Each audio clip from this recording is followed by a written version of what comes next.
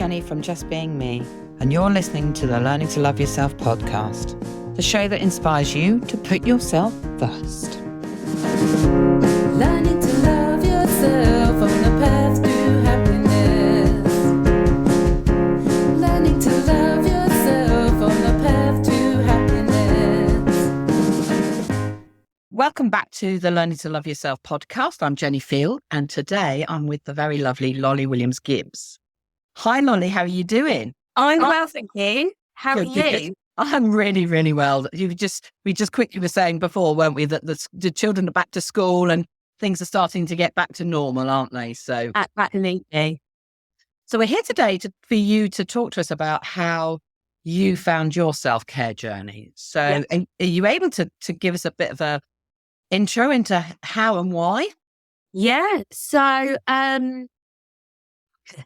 for a long period of time, I didn't take care of myself. I was a single mum. I was living back at my parents' house. I had a little boy who was very, very bouncy, and everything came down to him. And I'd grown up with that belief of the kids come first, and if I wasn't with him, I was a bad mum. Wow. Okay. Yeah, it was harsh, Yeah. really, really harsh. Then I sort of moved away and it just was me and him. And I was really hitting burnout and stress and having, I was diagnosed with chronic depression, chronic anxiety, and life was it just felt crap. And I'm sorry, it just felt shit. Like every day it was like, I don't want to do this anymore. And I was for years, and I mean, like I was in a teaching profession for about 10 years, for as long as I can remember, actually. And there was probably 2 weeks of the year that I was signed off sick with stress. And every time I pushed myself back within those 2 weeks when the doctors would tell me, you need to take medication, you need to take more time off for yourself.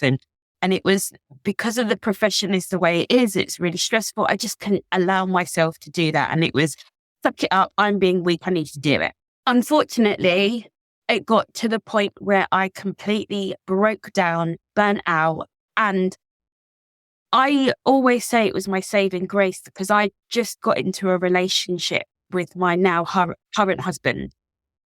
And he was like, he almost gave me permission. And he told me, you're quitting your job. It's not you, it's the job. Yeah. And and for some reason, and I always thank the universe for this, I allowed myself to rely on him. For the first time in about 15 years, I'd always been the one doing it. Yeah. And I said, okay, because if I'm quitting my job, we're relying on you and your money. And that's it. And it was when I stopped, I really hit burnout. And because when you sit down and you relax, that's when it all comes out. My mental health deteriorated, it got worse. And I was like, what have I done? But actually that was the beginning of the recovery. And I always say when people are on their healing journey, it's going to get worse before it gets better. It always looks like shit. And you always go, what the freaking hell have I done? But the way I say it is, imagine you were ripping out a kitchen. Do you know what I mean? And you're redesigning your better, doesn't it? Yeah. It'll look worse before it gets better. And I think that's just, the perfect picture for it.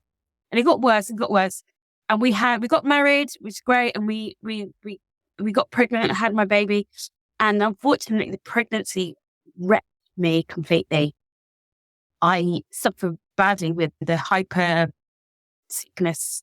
Oh, wow. Really badly. So I said about 16 weeks into the pregnancy, I couldn't even accept water. My body was just like, nope.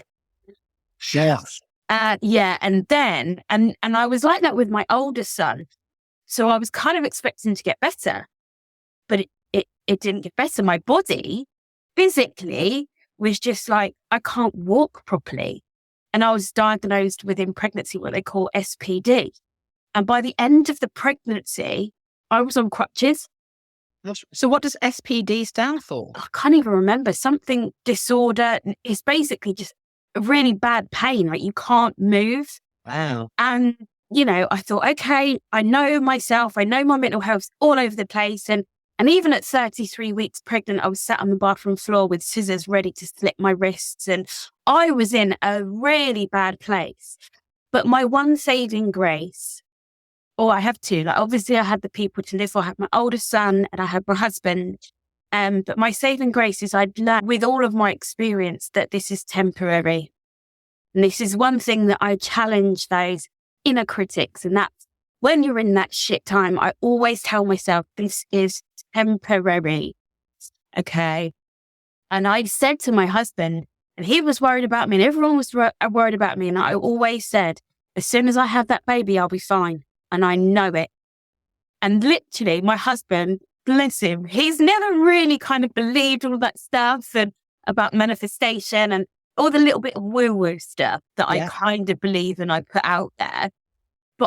And he was like, I'd never believed it. But he said, you were on the operating table, because I had a C-section. He was like, you were on the operating table and there was just something. As soon as the baby came out and I held her up, your whole demeanor changed.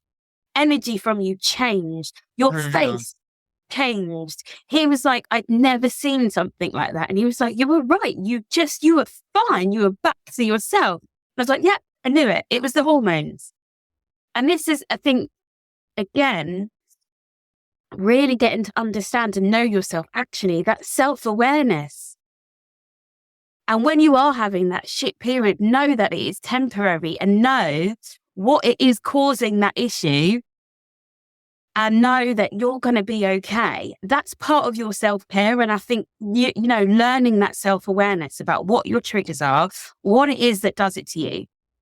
And so, recovering from surgery, recovering from the pregnancy, it got to about, she was probably 8 months and I was still not feeling great. And I said, I still can't walk properly.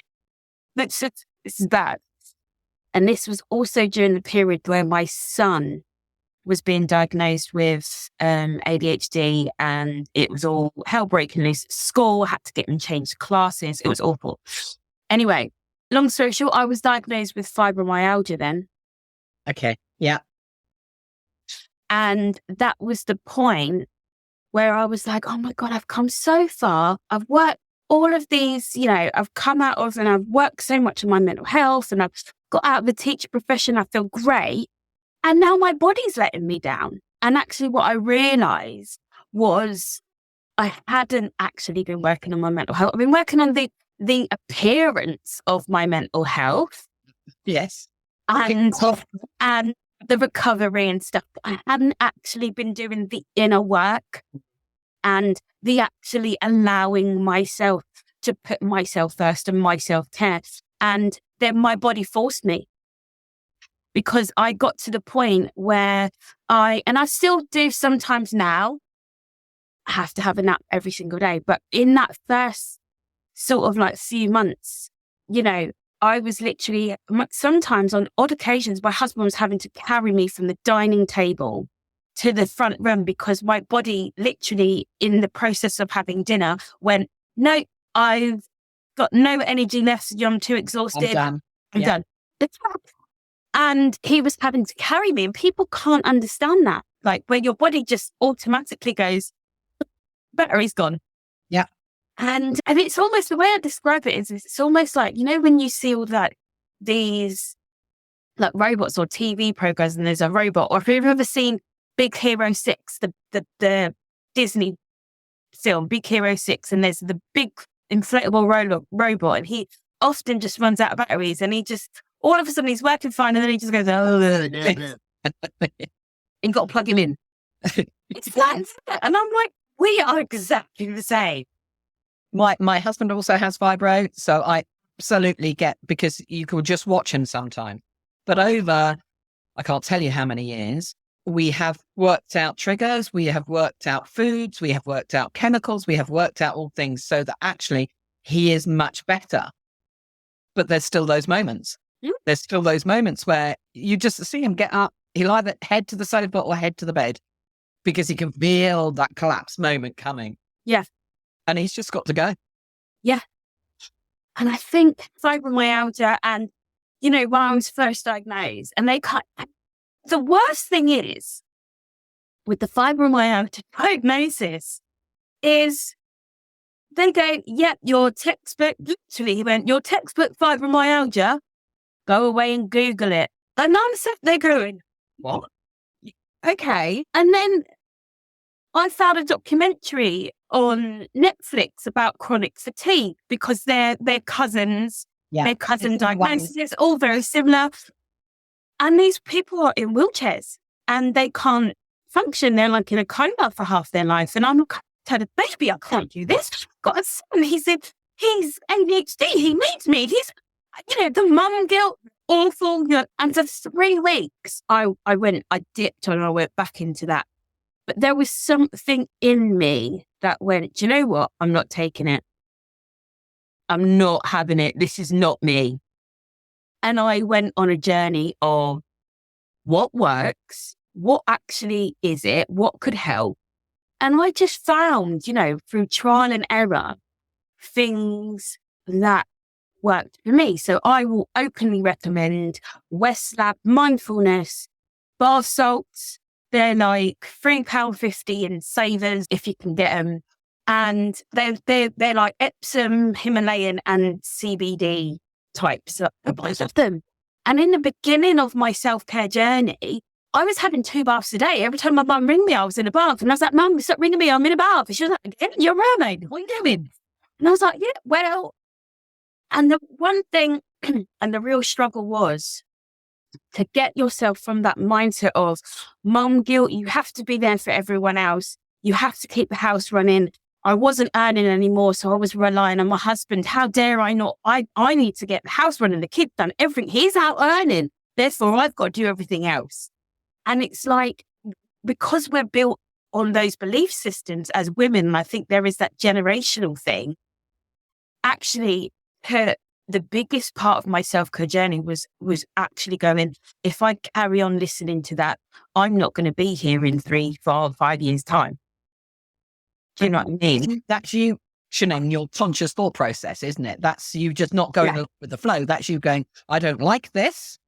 What can I do to change this? And I've got ridiculously good at challenging. I mean, I'm not going to turn around and lie. I have those negative thought patterns every single day, very, very regularly, but challenging those thought patterns and actually saying, well, if I don't take care of myself, what's going to happen to my kids?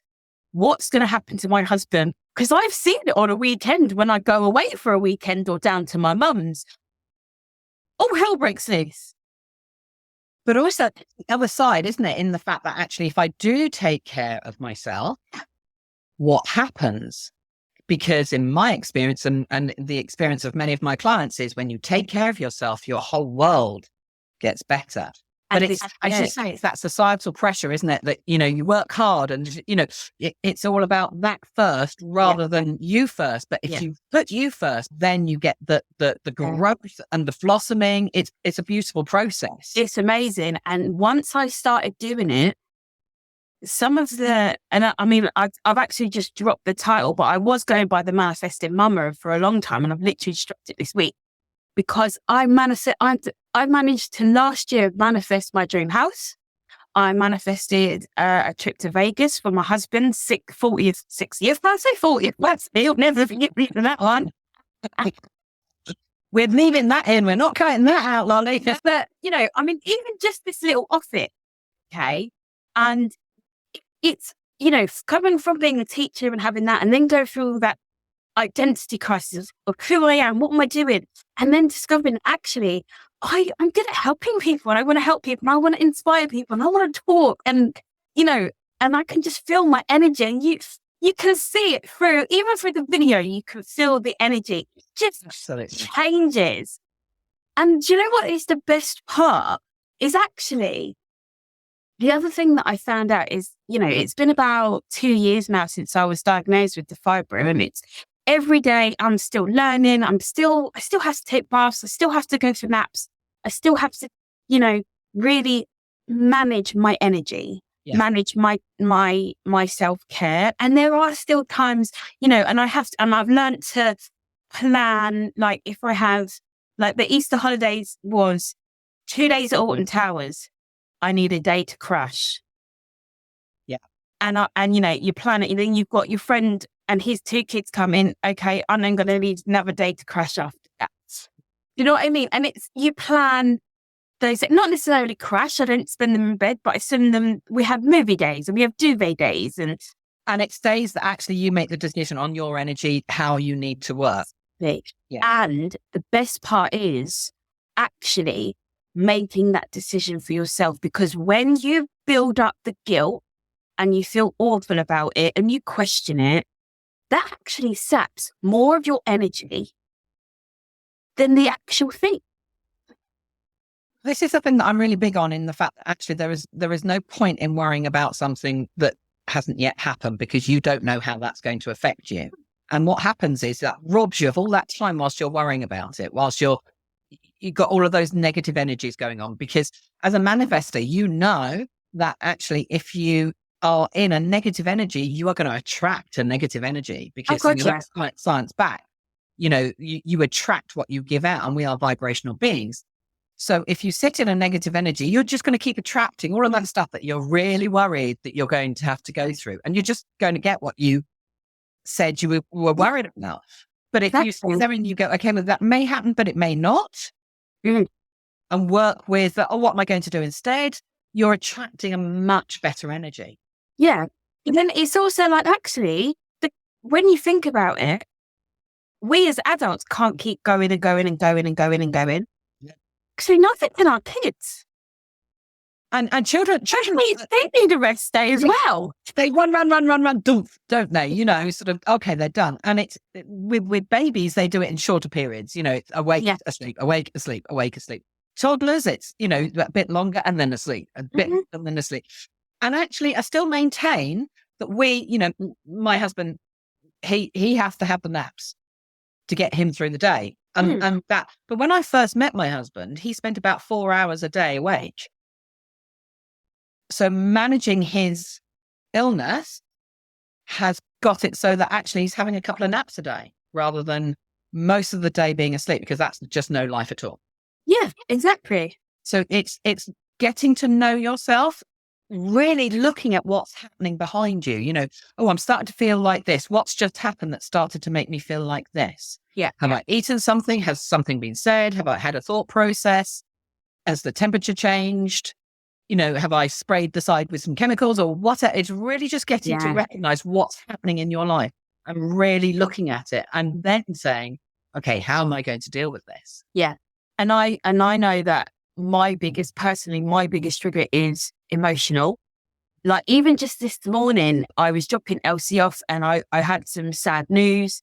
And, sometimes when you get sad news, you give yourself a little cry and you're like, it's okay and whatever. But for the last hour or so, I've just been like, oh my God, I can't, how am I going to get through this podcast? And you're like, oh my goodness. But actually, by learning things that then bring your energy back up or put you in a higher vibe, like I was like, I think at 10 o'clock, I went, right, sod this. I'm going to go get some water and I'm going to go put my music on and I'm going to have a little dance and a sing in the kitchen. So, but it's before we started, I'm there singing away and I was like, absolutely. And if that's, singing and music and dancing is your thing that fills your cup and you're feeling like your cup is getting depleted, go find something to fill that cup. Yeah. Go find something. You've had some bad news, some sad news, but it's okay to support yourself. And if that means singing and dancing, it's really okay to support yourself. So do you have anything that you do daily to support yourself? Do you like journal or walk or? So I'm still trying to develop my full morning routine, but I'm very much about listening and checking in with myself. So I do this automatically now. And it's kind of like, how do I feel about the situation? Because the other thing, I'm going to add to my story a little bit, is when my son was going through his diagnosis and I was then seen by the chronic fatigue service because they thought it wasn't just fibro, I was really tired. And the chronic fatigue service turned around and went, actually, we think you're ADHD as well. It's genetic, isn't it? So yeah.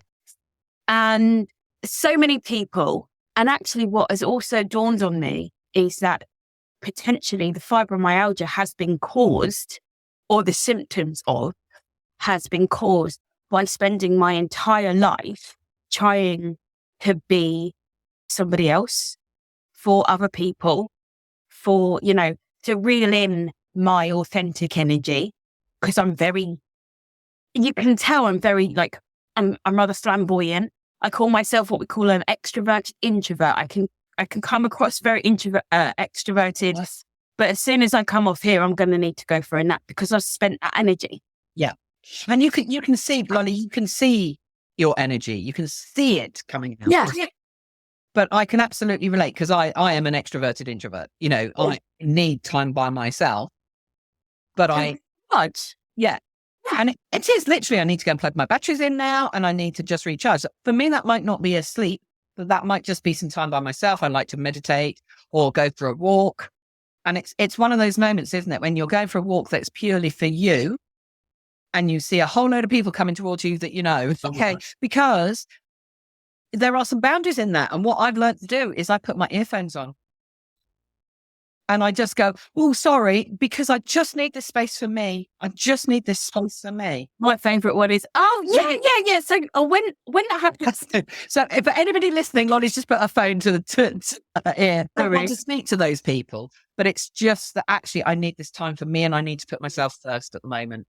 You know? And I find it quite sad that we have to do those things as well because we feel that we have to be energy givers all the time. And I don't know, I think that that's a societal norm a bit. Like if you have to be wanting to speak all the time. You have to follow all of these.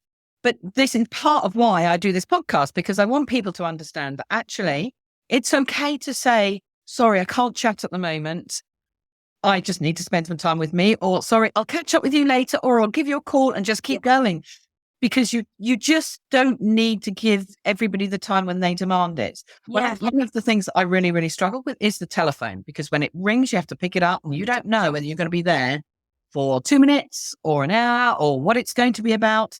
And I really, being ADHD as well, and with an auditory disorder with it, the telephone is difficult for me because I can't see people's lips. So I'm already going panic, you know. Yeah. So now what I've learned to do is if the telephone rings, I check the number, see whether or not I check with my body. Am I in the place to be able to deal with this at the moment? If not, then I don't answer. If I am, then I put it onto loudspeaker. So I take myself to a place where it's loudspeaker or on earphones, because that directs better in, so that I'm not struggling so much with hearing. So therefore not putting so much strain on myself and my mental health because I'm stressing about it. Yeah. So you find the ways that you take yourself through. Yeah. Also okay to say, so if I'm on the phone with somebody and I will happily say now, really sorry, but I'm struggling because I can't see you. So hearing you is really difficult for me. Therefore, I can't understand. So is it possible to set up a video call? Yeah. And I think, okay. And one thing I do like, and it's going in that direction. And it is kind of like those, I hate calling it disabilities. So I don't think it's a disability. It's a different ability. Absolutely. You know what I mean? I like that. For my ADHD, my superpower, because I can do stuff that other people can't. Exactly. But there is that awareness and it's coming, and there's a lot more, it's a lot more open to, and a lot more people are a little bit freer and going, oh, actually, I can't do that. Can we do it this way? Yeah. Rather than struggling on. I think if we'd had this conversation, or you probably 10 years ago, you probably would have felt a little less open to do that. Absolutely. Whereas now society are open to it. It still needs a lot more, because I do think if you was to like catch in someone in a park, like on that walking conversation you were saying, if you go, oh, do you know what? I'm just having my, some time to myself. People are like, oh no, what's happened? Yeah. What we need is education. Yeah. So that's part of this podcast.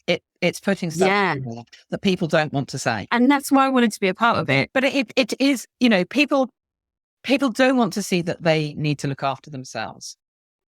It's really interesting. I've had conversations with my husband just recently, and he's saying, yeah, I do that, but I don't like to call it looking after myself. Okay. What would you like to call it? So we had this whole conversation, You know, so he has chill time, nap time. He has all these sorts of things. And if that makes him feel comfortable, then that's okay, because he's still doing what he needs to do to make sure that he's okay. And we all have different words, don't we, that we don't like or we do like, or, you know, but it is about, biggest thing for me is that the moment where you said that, you know, you sit there and you listen to what the inside of you is saying.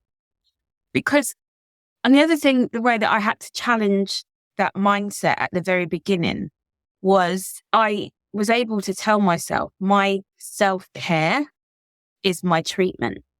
Yeah.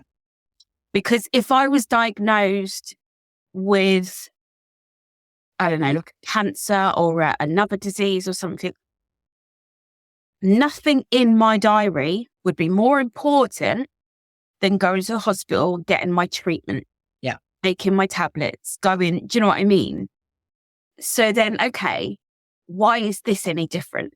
So this one goes, and actually it's the treatment, self-care, looking after yourself, whatever you want to call it, in whatever way works for you. Like for me, I'm really avid about having a bath, going to, you know, meditations, reading and just having time to myself, or talking to people when I need to talk to them, and then not talking to people when I need to talk to them. You know, whatever works for me, like the music and the dancing. Yeah. That's my treatment to manage my condition. To be able to show up as amazingly and as awesome as I friggin' am when I can. But also, when you keep yourself as fit as possible, you know, we accept that, you know, if somebody's going for a run, that's okay, because they're physically running, so they're looking after themselves. But actually, going for a walk and not talking to somebody is also somebody looking after themselves. Yeah. Yeah. Because we have to get our mental health fit as much as we have to get our physical health fit. Mm-hmm. And actually, what will happen if your mental health is not fit is your body will do something to make you stop, to slow down, so that you have to get your mental health sorted. Yes. And when you look at so many people's stories when they go to burnout, because they've worked, and they've gone to burnout because they haven't listened to their body. I've been there. That happened for me in 2012, I think it was. You know, I just burnt myself out. Absolutely burnt myself out. And it was a real big awakening to start this journey in doing things that are slowing down. So that meant that I have a degree. I wasn't necessarily using my degree in the way that I had trained to use it, you know, but that's okay. That's really okay. Let's find another way to do the things that fulfill you. I mean, I've got 3 degrees at the moment that I'm not using. We as a society say, you know, you have a degree, you should use it. You should do this, you know, and I've had a lot of conversations about promotions just recently. People who've been offered promotions because they are brilliant at what they do on their level. And I was talking to somebody and she was saying, I don't want to accept that promotion because I like doing what I'm doing. If I work with people at the moment, if I accept this promotion because I do so good, I'm going to not be working with people. I'm going to be working with paperwork. So why would I want that promotion? Yes, it's more money, but actually, and that was an amazing conversation that she had with herself to say, this is the place I'm in. I like this place. This place fulfills me. This is the thing that lights me up. It fills my cup up. All of those good things. When I think about this promotion, it makes me go, yuck. Yeah. And if it's making you feel like that, if any thought that comes through to you makes you go, yuck, yuck, yuck, it's not the thought for you. Thank you very much. Let it go. Move on to something else. Find a thought that makes you go, yes. Because the immediate thing, as I said, my yes there is I clap my hands because I have energy coming out of me. Yeah. Yeah. And that's what you want. Yeah, completely. You want that. And especially when you're in your situation where you've got chronic fatigue, you know, you need that energy. Yes. You need that energy. So keeping those thoughts on the positive ones creates greater energy. And the other thing is when you've got down and what I like to call get down and dirty with yourself, and you really get your self-awareness and you know your triggers, you know what your glimmers are, so what lights you up and what triggers you and stuff like that, and you start living authentically, you can then start really enjoying the life that you've got, and actually going, for this part of my life, I enjoy doing this. Yeah. and actually, not being sorry to say that was for that season. I like to call them seasons. Absolutely. That was my season. If I turn around now and said, at the age of nearly 40, I still like doing the same stuff I was doing when I was 8, people would be like, yeah. to a certain degree. I'm in my mid to late 50s, and actually I still enjoy jumping in puddles like I did when I was little. I still enjoy doing those things, and I don't think it does anybody any harm, because I'd love to jump in a puddle and see the water go and have that feeling. And, and I love to lay on my back and stare at the clouds and see what I can see. My content just recently has been about clouds, because I was commenting on it. I love doing that. And do you know what? It's so funny you should say that about the puddle. Me and my daughter, I was trying to get, because she's 3, and we went to the farm. It was raining, and I was jumping in the puddles and getting her to jump in with me. And my son, who's like 11 or 12 and really cool, he's like, will you grow up? You're nearly 40. But what I mean is, like, people expect like certain things, like you don't like cartoons necessarily. Do you know what I mean? Like the baby cartoon, and they expect change. So why is it that, like, for someone like me, when we're going through a life change, there is that, almost like a guilt that I'm no longer a teacher anymore, or that no longer serves me, or I've just become a mum. I've just stayed in the room. The most important job, Yes. Supporting somebody to grow up and be a fabulous adult, I think is far more important than anything else. So, yeah. It's very well. And this is what I tell all of the mums that I help in my group, and what my career is now, like what my journey's going. But I think this is, there is that almost like that stigma that you get a career and you're supposed to work it and stay in it and whatever. But the way I like to tell people, it's like, well, that's just like having the same meal every day. Every day. Yes, absolutely. For the rest of your life. You've got one life. Do you know what I mean? If you think, oh, do you know what? I fancy being a teacher. Great. Do that for 5-10 years. Oh, I fancy, being an artist. Great. Go do that for 5-10 years. Do you know what I mean? You've got like 80-90 years in it, hopefully longer. But do you know what I mean? Use those 90 or whatever years. You spend nearly 20 of them in school. Do you know what I mean? And then you spend a lot of years working. And so if you're working, doing something you don't enjoy doing, gosh, that's an awful lot of hours of your life that you've given over to somebody else for them to earn the money on it, and you sit there and go, I don't like this. Stop. Go find something that lights you up. Go find something that lights you up. I mean, I've done like you. I've had segments where I've moved on. I'm now in a segment that I am just absolutely loving, because being self-employed, I can make so many more choices. That means I have so many more responsibilities. I have that choice. And for me, that means that I can do things in a way that works for me and my household, my family, the way that we are. And that means I can fulfill myself. Yeah. And it works for me. But everybody has to do what works for them. Yeah. But it's working for them to be happy, not to be sitting there going, oh, I've got to go to work. Oh, I don't want to do this. Oh, I don't feel good. Because you know what? That's not what you've got one life. Don't live it doing that. Do you know what? My favorite quote, and I've used it quite a bit in the last few days. My favorite quote is by Tom Hiddleston, by, Loki in the Marvel films. He turns around and says, everyone's got 2 lives. The second one starts when we all realize we've got one. That's so true. It's amazing, right? It's like powerful. Yeah. And that is exactly what I teach now and encourage people to do. Like, and I think,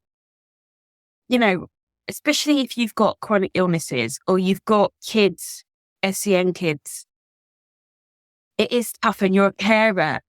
The mundane stuff, the routine stuff, the drudgery stuff can become very sticky, if that makes sense. It can, because it is a lot harder to navigate life per se. Like, you have to really, you can try and plan as much as you can, but things will come up that, your energy is not great that day. So actually you need to change plans. Your kid's having a meltdown and it's not working that day.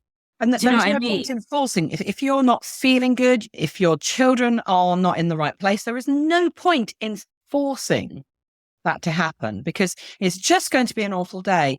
And it's, again, sitting down with yourself and going, okay, it's okay for things to change. It's okay for things to change. So Lonnie, we had a fabulous conversation, but I really want to give you a little moment to tell us about what it is that you do. So you've told us about who you are. Okay. But now tell me So what do I do? I'm starting up as a life design coach and conscious parenting mentor, because my thing is, yes, I want you to live life by your design. So actually planning out those moments that work for you. So whether it's planning to rest, whether it's planning to have fun, whether it's looking at the seasons in your life and appreciating them for what they are. Like me, I'm in a season of being pretty much or a full-time mum because my little one. And actually when I'm with her, enjoying it, because I know that in 10, 15 years time, when she's an adult and grown and just telling me to, it's all, I'm like, why? I miss those moments. I'm reveling in those moments now. Yeah. So I'm, teaching and helping you do that. But what makes me very different, I feel, is that I encourage our mums, and I talk about this all the time, to filter this information down to their kids. Because as a teacher, I know that we are in a huge mental health crisis, not just as adults, but our kids. I openly use my son as an example. He's been self-harming since he was 9, not from a place necessarily of mental health. His is more of a sensory need. He gets bored, he fiddles with things and just goes, oh, what's that do? And whatever. But I know, that self-harming is coming younger and younger. When I was teaching, as I was a head of year, and the amount of girls that I had self-harming, the amount of girls that I had on antidepressant medication, when it isn't even licensed in this country for under 16s. Yeah. It just awful. And when I think about the amount of stuff that they go through, and I'm like, if I'd grown up now, I don't know what I would have done with the social media, with all the different kind of apps, with the fast pace. Let's go, go, go, go, go. It's enough for me as an adult, let alone as a child. Yeah. Where you've got hormones raging, where you don't even have the part of your brain yet is not developed to understand and deal with emotions. That doesn't develop until you're 25. So how? I feel for them. So this is why I promote with parents, to think a little bit more consciously. This is why I call it conscious parenting, to really think about, you've got a belief system now, and that was given to you and created when you were a child. Okay. So thinking about, as you as a parent, how you're informing your child's belief systems. And this comes from self-care, and going back to the self-care, setting healthy boundaries for yourself. You're not only doing yourself a favor, but you're actually setting an example, and you're being the role model for your child. And I say this to mums who don't do it. They're, yeah, but my kids need it. I goes, okay, but what kind of mum is your daughter going to be when she's older? And that's what a lot of our mums dawn on. They go, oh, and it's you're setting that example. You have to set those boundaries for you, but you're also setting that role model, and it's not a bad thing. Absolutely not. And I talk, as you know, about self-care an awful lot. And I am fully encouraging everybody to do their self-care publicly, because if you do it in front of your children won't even think about doing it. They'll just do that as that's what mum does. They won't even ask why you do it. They just, if they do, you can explain it's for me, it's to feel good. And they'll start doing that naturally, because as you say, our children need an awful lot more support with their mental health. When I was a little girl, I spent most of my time outside. Rain, snow, whatever, outside, in nature, playing on bikes, building dens. That's just not general every day. No, not anymore. So it is about making sure that you support your mental health, so that actually you are showing the younger generation to support their mental health. So And it's even like the little things that I've started doing now. Like I turn my phone on Do Not Disturb. So I get to a certain point in the day, I turn it on Do Not Disturb. And we do it with my son. We started doing it because, you know, he, with his ADHD, if he's on his phone, he hyper focuses, and he'd go right through to 5 o'clock in the morning if he kept that phone. So we take it off him at 9 o'clock. That's his lights out time. Oh no, we take it off him at 8 o'clock. He's got an hour before quiet time. Me and him have actually started playing on his bed, playing cards. Which is fabulous, isn't it? Because that's interaction. Yeah. A little, you know, quiet time. And then 9 o'clock lights out. And I get his phone upstairs, and we started putting it on the Do Not Disturb. He actually taught me about it. I didn't even know it was a thing. And he went, I'll put it on Do Not Disturb because I'm sick and tired of all of his Snapchats going in my bedroom when I'm trying to sleep. So he showed me the Do Not Disturb, and he was like, Mom, I just put it on that. And I was like, oh, okay. So now we all do it. Yeah. And even to my daughter, bless her, she's 3. Obviously, she doesn't have her own phone, but she's got toy ones. And she's very much got into that. I'm having a conversation. I'm calling my granddad because she's a granddad's girl and whatever. And then, right, Elsie, 9 o'clock, all phones in, you know. So she, even at 3, and there's a toy phone, it's not, but it's that habit. But it is showing, it is because you are, I think of the word now, where you show the younger ones just by doing it. I can't think of the word. Where's my word gone? Model. Yes, thank you. Tricky word, that one, isn't it? That was an ADHD moment of dunking. I call it my brain does a little fart and flies off. Yeah, absolutely. For those moments, often my head opens up, my brain just falls out, and then I'm left with nothing. So it's fine, we'll deal with that. Lolly, it's been fabulous to talk to you. Thank you so much. And let's catch up again soon. Yes, most definitely. We'll put everything about Lolly and how to connect with Lolly down below in all of the blurb underneath the podcast, or if we're on YouTube, underneath the video. So just go find that and go and connect with Lolly. Take care. The next new moon is just around the corner. And new moons are all about new beginnings and new goals. So it's the perfect time to download my new moon vision board and identify what you would like to achieve this new moon phase. Click the link below. Thanks for listening today.